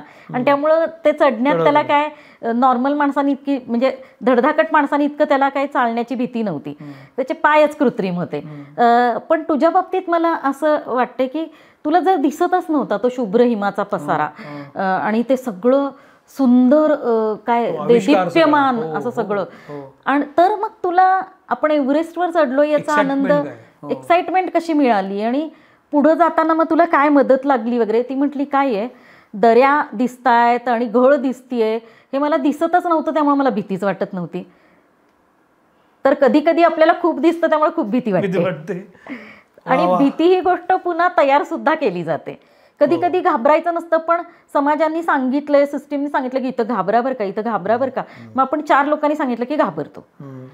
तर तसं ती म्हणाली मला दिसतच नाही आहे त्यामुळे घाबरायचा प्रश्न नाही, तर उलट मी सगळ्यांच्या पुढं होते. आणि दुसरी गोष्ट आहे की अगं जरी डोळे नसले तरी मला फुफ्फुस आणि त्वचा आहे बरं का. ओहो, अरे बाप. तर प्रत्येक वरच्या टप्प्यावर चढल्यावर श्वास कसा जड होतो ऑक्सिजन विरळ झाल्यावर, आणि त्यानंतर तो कसा घ्यायला लागतो, नाक आणि कान कसं गार पडतं आणि अवयव कसे थिजल्यासारखे होतात. हा एव्हरेस्टचा अनुभव नाहीये काय? बरोबर आहे. मला कळलं. ओके, म्हणजे तो सोडून बाकी सेन्सेस आहेत ना. किती तऱ्हेनं आनंद घेता येऊ शकतो आणि किती तऱ्हेनं, म्हणजे प्रत्येक अवस्थेचे फायदे तोटे असतात. प्रत्येक वेळी आपण किती गमावलंय या विक्टीम मोडमध्ये जाण्यापेक्षा जे उरलंय त्या अवस्थेत काय उपलब्ध आहे आणि कुठची शक्ती तुम्हाला मिळाली आहे हे तुम्हाला समजलं ना, तर तुम्हाला जरा पुढची वाटचाल करणं सोपं जातं. हो, अगदीच. माझ्याकडे काय नाही आहे याच्यापेक्षा माझ्याकडे काय आहे हे जर मी बघायला लागलो तर माझा ग्लास जास्तच भरलेला असतो रितेपणापेक्षा. हो, आता बघ विमानतळावर गेल्यावर, म्हणजे आम्ही युरोप टूरला गेलो होतो ना, तेव्हा इतका व्हीलचेअरचा आम्हाला फायदा झालेला आहे. एक तर मी विमानतळावरचे व्हीलचेअर घेत नाही, कारण मी कायमस्वरूपी व्हीलचेअर युजर आहे. तर तिथं जाताना आम्हाला अटेंडंट जो मिळाला, म्हणजे भारतात मिळाला तो ठीक आहे, भारतातल्या विमानतळांवर पुष्कळदा मोडक्या व्हीलचेअर असतात, एकाचं फुटरेस्ट नसतं, एकाचं काय नसतं. तर तशी जागरूकता नाही आहे याच्याबद्दल. पण मी तिकडे जेव्हा आम्ही अबुधाबीला उतरलो, एक मधला थांबा होता म्हणून, तिथे पॉवर चेअर्स होत्या विमानतळावर ठेवलेल्या, आणि पुढेही ॲम्स्टरडॅम किंवा आणखी कुठे कुठे इटलीला इथे सगळीकडे व्हीलचेअरची अतिशय जंगी व्यवस्था होती. आणि सगळ्यात महत्त्वाचं म्हणजे तिथे लांब लांबपर्यंत गाड्या पार्क करून जावं लागायचं. तेव्हा व्हीलचेअर बाउंड असेल तर त्या गाडीला आतपर्यंत जायला परवानगी होती. वा. किंवा याला प्रोत्साहन म्हणून अशा सगळ्या माणसांनी कलांचा आस्वाद घ्यायला यावं किंवा मजा घ्यावी आयुष्याची म्हणून अनेक ठिकाणी तिकिटांमध्ये सवलती आहेत. अनेक म्युझियम्समध्ये, व्हॅन गॉग म्युझियमपासून इटलीच्या आर्ट बिनालेपर्यंत अनेक ठिकाणी, किंवा त्यांच्या त्या फेरी बोटमध्ये सुद्धा, व्हेनिसमधल्या त्या पाण्यातल्या, तिथे निम्मी तिकीट आहेत किंवा काही ठिकाणी नाहीच आहेत. हे प्रोत्साहन देण्यासाठी आहे. आणि व्हॅन गॉग म्युझियममध्ये तर मी बघितलं की पोलंडहून एक मुलगा, ते तरुण, एक म्युझियम बघायला ते आला होता, आणि मी तर माझी व्हीलचेअर आपली चालवत होते, मॅन्युअल चेअर आहे माझी. तिथे तो फुंकरीनं व्हीलचेअर चालवत होता आणि त्याचं पूर्ण मान अशी टेकलेली होती, त्याला अशी ती सरळ करता येत नव्हती, आणि फुंकरीनं व्हीलचेअर चालवत तो वेगळ्या यानं बोलत होता जे त्याच्या कुटुंबियांनाच कळत होतं. त्याची भाषा सुद्धा तिथली नव्हती, म्हणजे तर तो सगळं बघत होता आणि त्याच्या पद्धतीनं त्याच्या पद्धतीनं म्युझियम बघता यावं यासाठीची सोय होती. फक्त खरेदीच्या ठिकाणी 3 पायऱ्या होत्या आणि तिथं जाण्याची सोय नव्हती, म्हणून अगदी बाहेरपर्यंत त्यांनी माफी मागितली होती की इथे आम्ही लवकरच काहीतरी व्यवस्था करतो आहोत. तर मला असं वाटतं की तुम्हीही या देशाचे नागरिक आहात, तुम्हाला कला, आनंद, बाकीचे सगळे जगण्याचे आनंद घेण्याचा अधिकार आहे. याचं एक किती सशक्त उच्चार त्यांनी केलेले आहे कृतीतून. ते असं म्हणत नाही आहेत की आम्हाला माणसांचा आदर करायचा आहे, आम्ही त्यांना दिव्यांग म्हणतो, असं ते म्हणत नाही आहेत. ते सोयी करतायत. ते आदर आणि सन्मानपूर्वक अशा नागरिकांना सगळीकडे वावरू देत आहेत आणि त्यांना विनामदत 3 पायऱ्या असतील तरी विनामदत त्यांना जाता यावं यासाठी 3 पायऱ्यांसाठी सुद्धा लिफ्ट आहे. तर मला असं वाटतं की या सगळ्यांनी तुमचं आयुष्य म्हणजे समज पण बदलते. जेव्हा मी बाहेरून बघून मग माझ्या देशाकडे बघायला लागले तेव्हा मला असं वाटलं की तिथे खूप तुरळक माणसं आहेत आणि त्यामुळं उपयोगी पडायला तिथं माणसंच नाहीत हाक मारायला. त्यामुळे मला कितीही सोयी दिल्या तरी मला भारतातच राहायचंय, महाराष्ट्रात राहायचंय आणि कोल्हापूर सोडायचं नाही शक्यतो. कारण हाक मारली की माणसं आहेत. मला आज कंटाळा आला, काकू तुमच्याकडे आज कुठली भाजी केली आहे, मला ना कंटाळाच आलाय करायचा, असं मला म्हणता येतं. किंवा म्हणजे असं काहीही करता येतं इथं. हां, मी एखाद्या मित्राला असं हाक मारू शकते, प्लीज रात्री ये की जरा दूध कोल्ड्रिंक पिऊन येऊ, हे किंवा रात्री गाणी ऐकत फिरू. तसं तिथं मला सोय नाहीये. कुणाकडेही जाण्याचं तेवढं स्वातंत्र्य आणि मुबलकता माणसांची नसल्यामुळं ती इथं आहे. पण इथं आपला पॉलिटिकली अवेअर राहून आपल्यासाठी सोयी कमीत कमी भ्रष्टाचारात कशा काय करून घ्यायच्या. आता बघ, मी भ्रष्टाचार मुक्त म्हणत नाहीये, कारण मला माहितीये की काय की ते कशा करून घ्यायच्या याच्यासाठी हाका मारायला आता लोकप्रतिनिधी कमी उरलेले आहेत ते खूप कमी आहेत ज्यांना ऐकता येतं, आणि ज्यांना ऐकता येतं त्यांच्याकडे सत्ता नाही आहे. मग ही पत्रकार तर आहेच, शिवाय ती संपादिका सुद्धा आहे. त्यामुळे तिच्या बोलण्यामध्ये इतके बिटवीन द लाईन्स लपलेले आहेत ना सोनाली. हा म्हणजे तू आता बोलतो मला इतके पॉइंटर्स दिलेत बोलायला, पण वेळ हा एक भाग असतो. आत्ता भ्रष्टाचार, कमीत कमी भ्रष्टाचारात त्याचं उत्तम उदाहरण आहे की ती जे बोलते ते अतिशय विचार करून आणि तिला तेच बोलायचं ती म्हणतीये. तू आता बोलतो दिव्यांग एक विषय काढ. आपल्याकडे दिव्यांग म्हणून लोक सोडून देत नाहीत, हे स्टेटमेंट आता तू केलं होतं यापूर्वी, तुला ते मान्य नाही आहे? मला हा शब्द शिवीसारखाच वाटतो. हे बघ, दिव्यांगाची फोड काय होते, दिव्य आहे अंग ज्याचे असा तो.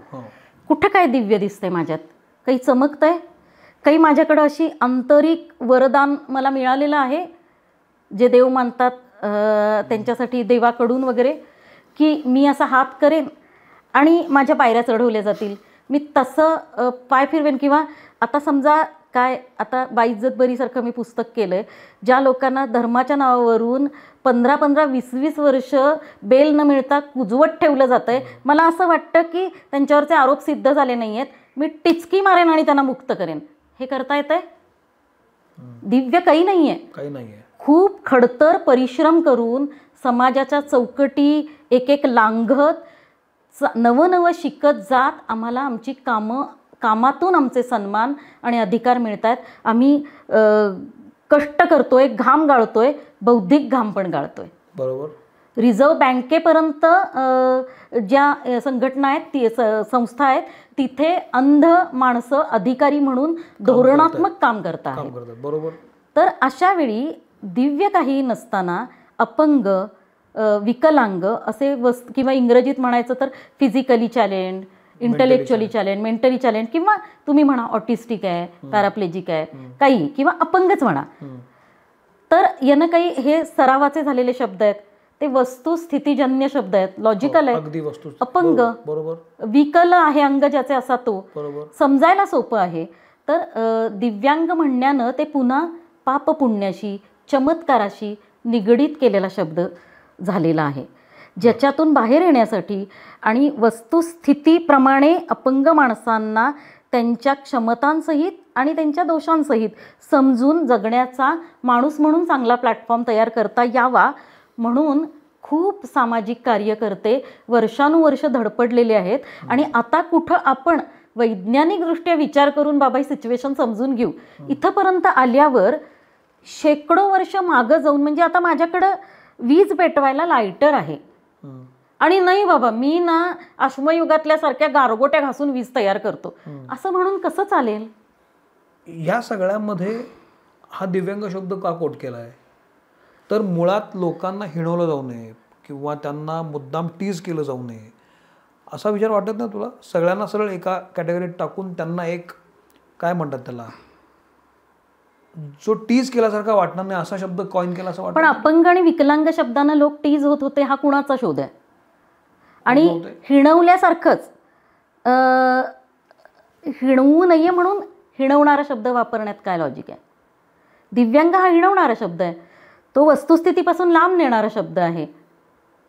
आणि अशा प्रकारचं देव्हाऱ्यात बसवणं, दिव्य काहीतरी येणं हे नको आहे. आम्हाला माणसासारखं जगायचं आहे. जेव्हा आपल्याला काम करायचं नसतं, सोयी सुविधा कायद्यानुसार मंजूर असलेल्या करायच्या नसतात, या सिस्टीम्स अपंग व्यक्तींसाठी मैत्रीपूर्ण करून त्यांना समान संधी आणि काम द्यायचं नसतं, तेव्हा दिव्यांगसारखी पळवाट होऊ शकते. मला असं वाटतं देशात खूप आणीबाणीची वैचारिक घुसळणीची स्थिती असते तेव्हा सीमेवर गोळीबार होतो हे आम्हाला सरावाचं झालेलं आहे. तर आता या अशा कुठच्याही जादुई शब्दांनी आम्हाला फसवता येणार नाही. हिणवण्यासारखा शब्द वापरून न हिणवण्यासाठी तुम्हाला आम्ही हे करतो आहोत अशी समजूत काढता येणार नाही. आम्ही इन्फंट नाही आहोत, बालक अवस्थेत न आमचा केव्हाच प्रवास झालेला आहे. तर आता आम्हाला असं ट्रीट केलं जाऊ नये. तुम्ही जेव्हा तुमचे व्हॉट्सअप ग्रुप्स असतील, तुमचे खूप सारी कम्युनिटीज असतील वेगळ्या काम करणाऱ्या, कारण तू खूप चांगल्या मोठ्या लेवलवर काम करतेस, त्या सगळ्यांचं हेच म्हणणं आहे? सगळ्यांचं हे म्हणणं नसतं, कारण प्रत्येक जण विचार करू शकण्याच्या परिस्थितीत असतोच असं नाही. धडधाकट माणसांच्यात जसे गटतट किंवा समजुती शिवायचं वागणं असतं तसंच इथे पण आहे. त्यामुळं काही जणांना ती ओवाळलं आवडूही शकतं, पण मला आता ओवाळून घ्यायला आवडणार आहे का? किंवा माझ्यासारख्या अनेकांना जे विचारांपर्यंत पोचलेत, कृतीपर्यंत पोचलेत आणि आता पुढे त्यांना आणखी घुसळण करून नव्या उत्क्रांतीची अपेक्षा आहे अपंग जगात सुद्धा, त्यांच्यासाठी हा शब्द मागे खेचणाराच आहे. अतिशय महत्त्वाचं स्टेटमेंट आहे आणि हे याचा विचार करायला पाहिजे. तुझ्यासारखी मुलगी जर असं म्हणत असेल आणि असे विचार मांडत असेल आपल्या या सगळ्या परिस्थितीबद्दल, तर हा विचार व्हायला पाहिजे. हा त्याचा उत्तम प्लॅटफॉर्म आहे असं मला वाटतं. अगदी. आणि मी या निमित्तानं हा विचार पुन्हा लावून धरतो की हा शब्द खरंच कॉइन करणं गरजेचं आहे का? या पॉडकास्टच्या शेवटच्या टप्प्याकडे आपण आलो. बघता बघता कसा 1 तास होतो आलाय मला कळलंही नाही. मगाशी तू तुझ्या मैत्रिणीशी बोलत होती जी अंध होती, की तू तिला विचारलंस की तुला भीती नाही का वाटली कधी? कारण तुला काही दरी दिसतच नाही किंवा कडा दिसतच नाही. त्याचं पुढचं स्टेटमेंट तुझं असं होतं की काही भीत्या म्हणतात की नाही मला कळत नाही, पण ह्या भीत्या क्रिएट केल्या जातात, घाबरवल्या जातात लोकांना की असं असं आहे बरं का, इथं जायचं नाही. तुला कशाची भीती वाटत होती या टप्प्यावर? म्हणजे मी खूप लहानपणाचं म्हणत नाही आहे, सोनाली हेल्पर्समध्ये आल्यानंतर जशी जशी ग्रो व्हायला लागली तसतसं आपल्याला आपलं अज्ञान दूर व्हायला लागतं आणि आपल्याला गोष्टी कळायला लागतात, वास्तव पण कळायला लागतं आणि त्यातली फोलपणा पण कळायला लागतो.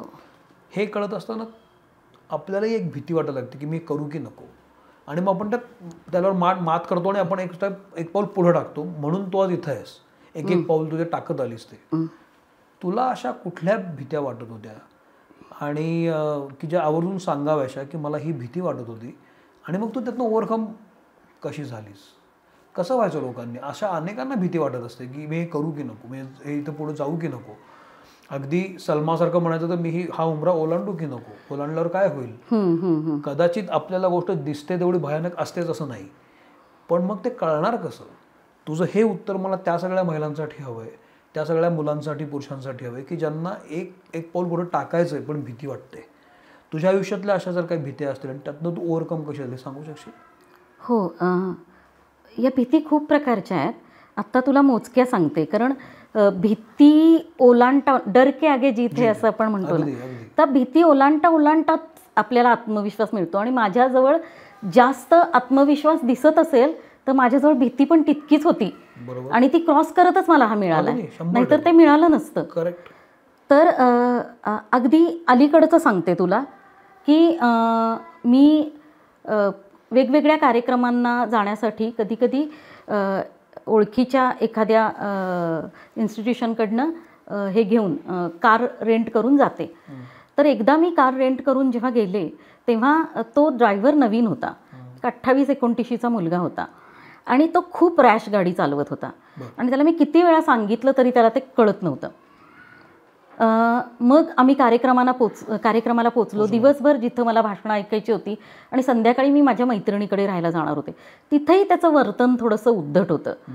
दुसऱ्या दिवशी सकाळी लवकर मला निघायचं होतं, पण वेळ झाला एका मित्राकडे गप्पा मारायला आणि मग मी त्या ड्रायव्हरला म्हटलं की आता वेळ झाला आहे, आता पुण्यातच आपण कुठेतरी जेऊया आणि मग निघूया. एवढा वेळ व्हायचा सुद्धा नव्हता, आत्तापर्यंत पोचलो असतो कोल्हापुरात. अरे मी गाडी रेंट केली, मी त्याचे पैसे देणार आहे, तू मला सूचना नाही द्यायची. पण एका बाईनं निर्णय घेणं आणि तिच्या वेळापत्रकावर आपण नाचणं याचा खूप पुरुषांना खूप पातळीवर त्रास होतो आणि असे खूप अनुभव खूप स्त्रियांकडे असणार आहेत. तर त्यालाही आवडत नव्हतं हे दिसलं मला, पण मी म्हटलं लक्ष द्यायचं नाही. मग पुढे आम्ही जेवलो, पण तो गाडी इतकी रॅश चालवत होता की मी ऑडिओ मेसेज करून माझ्या ओळखीच्या त्या गाडीवर नेहमी माझ्यासोबत येणाऱ्या अस्लम दादांना ऑडिओ मेसेज करून सांगितलं की दादा तुम्ही असतात तर किती बरं झालं असतं, हा इतका रॅश गाडी चालवतोय की समजा वाटेत अपघात झाला तर याच्या रॅश गाडी चालवण्यावर सगळा दोष जातो. तर तुम्ही हे लक्षात घ्या. मला असं वाटत नाही की आम्ही सुखरूप पोचू. आम्ही सुखरूप पोचलो, पण मी ही सगळी तक्रार त्या मालकाला सांगितली आणि त्याला सांगितलं की तुम्ही त्याला आरडाओरडा करू नका त्याच्या अंगावर, त्याला सांगा की ग्राहकाशी कसं वागलं पाहिजे आणि विशेषतः स्त्रियांशी. तर ते हो म्हणाले, त्यांनी त्याला समजावलं. पण नंतर आणखी सुद्धा लोकांच्या तक्रारी आलेल्या नव्हत्या, पण 1-2 त्यांचे ड्रायव्हर सुद्धा म्हटले तो चुकीचा वागतोय, तर त्यांनी त्याला 1-4 कानाखाली सुद्धा ठेवून दिले असतील.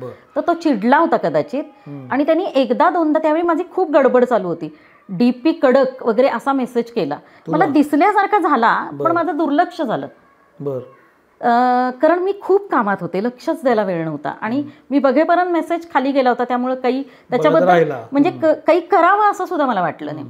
आणि एक दिवस मी दुपारी फोन सायलेंट करून 20 मिनिटासाठी झोपले होते आणि बघितल्यावर म्हटलं 18-19 फोन आणि मग मेसेज उघडला. म्हटलं असा का फोन केलाय, कधी कधी माणूस अडचणीत असेल म्हणून सुद्धा फोन केला असू शकतो.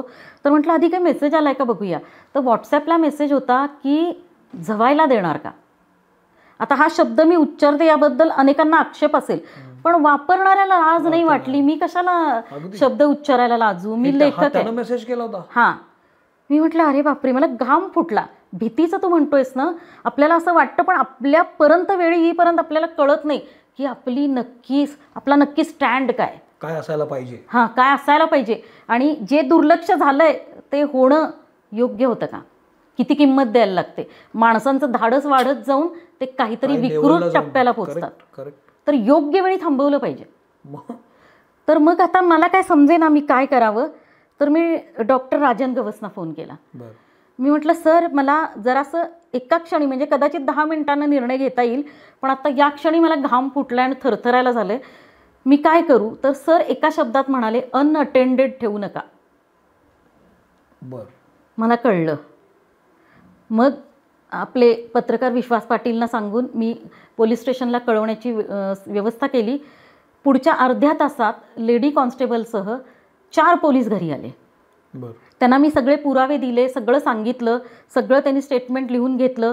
FIR करायचं आहे का हे 4 वेळा विचारलं. ते म्हणाले मॅडम नक्की करायचं आहे का FIR, कारण नंतर बायका म्हणतात की नाही करायचं आहे. असंच केलं, चुकून राग आला होता म्हणून केलं, किंवा काही दोषच नव्हता कोणाचा, मग आमच्यावरच येतं. तर नक्की तुम्हाला करायचं आहे का. तर म्हटलं हो नक्की करायचं आहे. आणि मग मी त्यांना विचारलं की मला आता असं, त्यांना लक्षात आलं की मी 10 वेळा पाणी पिते. पाणी हवंय का त्यात. पाणी आहे. कारण आपण जरी कृती करताना सुद्धा ते जे आत ॲड्रेनलिन चढलेलं असतं त्यांना आपण अक्षरशः आणि या अनुभवानं समूळ हलून जातो आपण. आणि हे जे आहे ना, आम्ही सगळ्यांशी चांगले वागतोय तर लोकांनी आमच्याशी चांगलंच वागलं पाहिजे, असं काय नसतं. आपल्याला खूप पातळ्यांवर प्रत्येक वेळी एखाद्या गोष्टीला नकार किंवा होकार द्यायचा आहे याचे निर्णय घ्यावे लागतात. त्यामुळे भूमिका घ्यावी लागते आणि त्यामुळे पॉलिटिकल स्टँड हा असतोच. आमचा नाही असं असत नाही.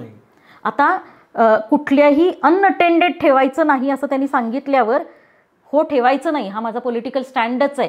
हा महिला हक्क म्हणा किंवा काही म्हणा किंवा कुठच्याही माणसानं आपल्या सुरक्षिततेसाठी उचललेलं कायद्याच्या मदतीचं पाऊल आहे. तर मी ते उचललं. त्यानंतर दुसऱ्या दिवशी सकाळीच पोलिसांचा मला फोन आला की आम्ही ताब्यात घेतलेला आहे. मी म्हटलं आता परत ते म्हणाले अशी मुलं असतात त्याच्या नावावर आणखी सुद्धा चोऱ्या सापडल्या तर ड्रायव्हर घेताना सुद्धा त्याचं बॅकग्राऊंड तपासणं हे केलं जात नाही. हे आता आम्हाला आणखी कडकपणे करा असं टॅक्सी मालकांना सांगितलं पाहिजे. आणि असं करत करत बाकी 1 महिन्यानं कोर्टात मी जाऊन ते सगळं सांगितलं. पण हा अनुभव नवा होता. शहाण्या माणसानं कोर्टाची पायरी चढू नये असं म्हणतात. शहाण्या माणसानं कोर्टाची पायरी चढावी आणि आपल्याला किती चढावी आणि तिथं आपल्या हक्कांसाठी दाद मागावी. तिथं अन्यायाचा उल्लेख करावा आणि योग्य वेळी चुकीच्या विकृत चेहऱ्यांना आणि स्वभावांना चाप बसवावा असं माझं मत झालं. आणि त्यानंतर माझी खूप सजगता वाढली. पण शारीरिक ताकद माझ्यासारख्यांमध्ये ऑलरेडी कमी असते. तर पुढे आणखी अडचणी हिमोग्लोबिनचे गोंधळ हे सगळं जरी मी स्त्री आहे आणि अपंग आहे तरी माझ्यात जे रासायनिक बदल व्हायचे ते होतातच. शारीरिक बदल सगळे हार्मोन्स माझे सुद्धा वर खाली होतातच. तर त्यानुसार सगळ्याचं बसून मला हिमोग्लोबिन डाऊन झालं होतं. त्यावेळी मुक्ता चैतन्य या मैत्रिणीनं सांगितलं की अगं REBT करण्यासाठी तू ज्याला फोन केलास तो चैतन्य वेंगुर्लेकर याबद्दलचा तज्ज्ञ आहे, तू त्याला का फोन नाही करत. आणि मी त्याला माझी सगळी आणि त्या सुद्धा सांगते की एवढं काम करून सुद्धा स्त्री म्हणून सुद्धा मला जे जाहिरातींनी सिनेमा विश्वांनी लादलेलं आहे ना शरीर कसं असावं आदर्श शरीर त्याचा परिणाम कळत न कळत शहाणी असले तरी माझ्यावर होत असतो. कुठंतरी घोडं पेंड घ्यायला जातच. तर त्यामुळं माझंही शरीर समजा पाठ वाकडी होते तसं उजवा भाग पुढे येतोय किंवा कॉन्ट्रॅक्चर वाढून 1 पाय लहान आणि 1 पाय मोठा असा दिसतोय. आणि या सगळ्याचं किंवा हात जाड होत आहेत, गाल जास्त गोबरे दिसत आहेत. कोणी कोणी सहजच म्हणतं काय खातीस काय किंवा माझ्याबरोबर मंदा असते तिला एखादा खेळातला तज्ज्ञसुद्धा म्हणतो काय हिला जरा खायला कमी देत जा. तर या सगळ्याचा माझ्या मनावर परिणाम झालेला असतो. सायकोलॉजिकल हे जे इम्पॅक्ट असतात माणसाचे हे जे क्लॉट्स असतात. आणि मग मी ते त्याला ट्रेनिंग घेतलं. आज 2.5 वर्ष मी चांगला व्यायाम करते आणि माझी लोअर बॉडी कधीच दुरुस्त होऊ शकत नाही. मला तिची फक्त डोळ्यात तेल घालून काळजी घ्यायला लागते की तिला कुठं बारीक फोड नाही ना येत, खरचटत नाही ना, जखम नाही ना होत, सुजत नाही आहे ना, या सगळ्याची काळजी घ्यावी लागते.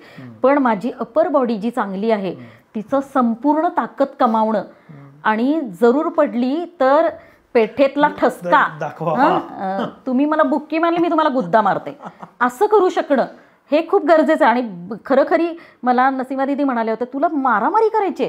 मी म्हटलं खरं तर करायची नाहीये पण गरज पडली तर करता आली पाहिजे. तर म्हणून माझे हे हात असे म्हणून मी आज स्लीवलेस का घातलाय.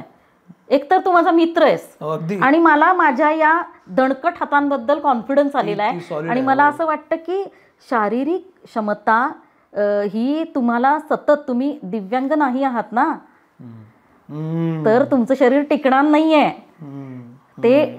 ते मागं सरकणार आहे. तर या क्षमता सतत टिकवणं त्याला उत्तम पोषक आहार देऊन सगळे शारीरिक व्यायाम करणं आणि स्वतःकडे लक्ष देणं स्वतःवर प्रेम करणं आणि संदेश कुलकर्णी म्हणतो तसं आरशात बघून स्वतःचे गालगुच्छ घेता येणं हे सगळं करता यावं यासाठी या क्षमता पण भीतीतून अर्जित केलेल्या क्षमता आहेत. की मला भीती वाटते की समजा माझ्या देशात व्यवस्था नाही आहे, हॉस्पाईससारखी ठिकाणं नाही आहेत, माझा मृत्यू जवळ आला तर मी तळमळत कुणीतरी माझं डायपर बदलतंय, कॅथेटर बदलतंय, कुणीतरी स्पंजिंग करतंय असं मला जगायची इच्छा नाही आहे. इच्छा मृत्यूचा अधिकार या देशात मिळायला खूप वर्ष लागतील. तर तसं नसेल तर मला मरेपर्यंत सक्षम राहिलं पाहिजे ही माझी भीती आहे. मला असं कोविडमध्ये वाटत होतं की आपण मेलो तर चटकन मरायला पाहिजे म्हणजे सगळ्यांनाच वाटतं पण तरी माझ्यासारख्यांची भीती आणखी परावलंबित्वा बाबतीत असते. तर या खूप तऱ्हेच्या भीती आहे. तरी परत की नॉर्मल माणसं धडधाकट माणसांना सगळ्या प्रकारच्या शिक्षणाच्या संधी मिळतात नवं नवं शिकता येतं, नवे नवे सभा संमेलनं करता येतात, तसं मला प्रत्येक वेळी करता येईलच असं नाही. तर मी बाकीच्यांच्या बुद्धिमान माणसं जितकं वाचतायत, लिहितायत, पाहतायत तितकं मला करता येईल का नाही, आणि तसं झालं तर मग मी सगळ्यांच्या मागं राहीन का, ही सुद्धा मला भीती होती. आता चांगल्या मित्रमंडळींच्या सहवासातून मला हे कळालंय की आपण कुणाच्याच स्पर्धेत उभे नाही आहोत. आपल्याला आपल्या जगण्याचा पुरेसा आनंद मिळतो का, आपल्याला एखादं चित्र समरसून पाहता येतं का, आपल्याला मिसळीचा एक तर्रीदार घास घेतल्यावर परमावधी होते का सुखाची, आपल्याला मित्रमैत्रिणींना 1000 मिठ्या आणि 1000 पप्प्या दिल्यावर आई शपथ मज्जा आली असं वाटतं का, आणि आपल्याला आपलं काम प्रामाणिकपणे नैतिकतेचे आपले व्यक्तिगत पॅरामीटर्स जे आहेत ते पाळून करता येतं का, यात सगळा आनंद सामावलेला आहे. कुणाच्या स्पर्धेत उभं राहायची गरज नाही, पण दर्जा राखायचं काम व्यक्तिगत पातळीवरचं आहे. ते काम मी नीट करावं आणि मी सुंदर जगावं, आणि मी जितकी सुंदर आणि चांगली आणि परिपूर्ण जगेन तितकाच माझा भवताल जगेल. कारण माझ्या भवतालाला मी माझ्या दृष्टिकोनातून बघत, बदलत, घडवत असते, आणि माझा भवताल मला बघत आणि घडवत असतो. अगदी अगदी अगदी हो. तर मला वाटतं हे आहे, हे असं आहे. मला हे किती किती मस्त आहे हे, आणि फार सुंदर बोलतेसच तू. पण यातून मला असं वाटतं की हा एपिसोड बघून निदान एक 10 लोकांना तरी यातून एक मोटिवेशन मिळालं, किंवा कशा पद्धतीनं आपण आयुष्याकडे बघायला पाहिजे आणि आपला अप्रोच कसा असायला पाहिजे. तर तुमची छोटी चौकट का असेल ना, पण ती कलरफुल असू शकते ना तुमच्यापुरती. अगदी प्रत्येकाची चौकट आपापली असते. दुसऱ्याच्या चौकटीचा हव्यास करण्यात काही पॉईंट नसतो, ज्याचा त्याचा अवकाश आहे ते. मला तुझ्याशी बोलून खूप छान वाटलं सोनाली. मला याची पूर्ण कल्पना आहे की तुझा एकूण पसारा, तुझा आवाका खूप जास्त मोठा आहे. त्या मानानं एपिसोडची लांबी कमी आहे. अरे असं पण मला खूप छान वाटलं तुझ्याशी बोलून. वेळोवेळी पुढच्या टप्प्यात तू नवीन काहीतरी लिहिशील, किंवा आणखी काहीतरी नवीन पुरस्कार तुला मिळेल, त्यानिमित्तानं पुन्हा मला तुझ्याशी बोलायला खूप आवडेल. ही एक सुरुवात आहे असं मला वाटतं. तू मित्र तर होतास, पण अशा इतक्या सुंदर देखण्या माणसानं आपली मुलाखत घ्यावी आणि गप्पा माराव्यात, याचा मलाही किती आनंद आहे, मी तुला काय सांगू. थँक्यू व्हेरी मच, तू वेळ दिलास मित्रमंडळाबद्दल. चांगली माणसं जोडली जाणं असं आपण नेहमी म्हणतो, त्याप्रमाणे सोनाली आज आपल्याशी खूप घट्ट जोडली गेली आहे. हा एपिसोड कसा वाटतो मला जरूर सांगा. सोनाली सोशल मीडियावर ॲक्टिव्ह आहे, मी सुद्धा आहे. तुमचे काही प्रश्न असतील तर तुम्ही मला विचारू शकता, तिला विचारू शकता, ती उत्तर देऊ शकेल. आणि माणसं जोडत राहिली पाहिजेत. हे विचार तुम्हाला पटत असतील, आवडले असतील तर तुम्ही तुमच्या इतरांपर्यंत पोचवा. हेच आपलं काम आहे असं मला वाटतं. मी थांबतो. भले ते घडो. थँक्यू सोनाली. थँक्यू.